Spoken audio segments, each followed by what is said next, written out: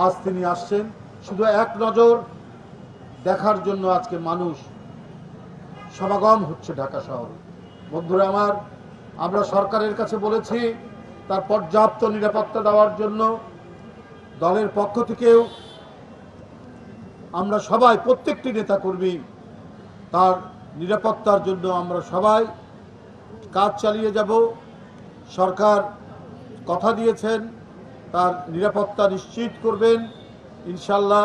তিনি নেমেই তার মা, যিনি ভালোবাসায়, মায়ায়, মমতায় কোনোদিনও জোর করে লাল চোখ দেখিয়ে বাংলাদেশের মাটি থেকে যাকে পাঠানো যায়নি, তিনি আজ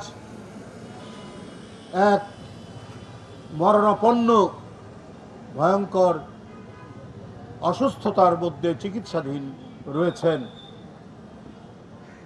এভারকেয়ার হাসপাতালে।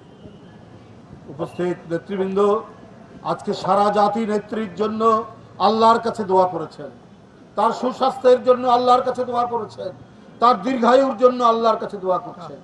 তার সেই সংকটাপন্ন মাকে প্রথমে দেখতে তিনি যাবেন এভারকেয়ার হাসপাতালে বিমানবন্দর থেকে নেমে, এবং যাওয়ার পথে 300 ফিটে উপস্থিত যে জনসমাগম, সেখানে তিনি একটি সংক্ষিপ্ত শুভেচ্ছা বক্তব্য দিয়ে তিনি তার মাকে দেখতে যাবেন। তারপরে সেখান থেকে তিনি বাসায় যাবেন। আমি সবার কাছে আহ্বান রাখব, 25শে ডিসেম্বরের এই যে আমাদের ভারপ্রাপ্ত চেয়ারম্যানের আগমন এবং তাকে শুভেচ্ছা জানানোর জন্য মানুষের ঢল, এই ঢল যেন সামুদ্রিক ঢল পরিণত হবে।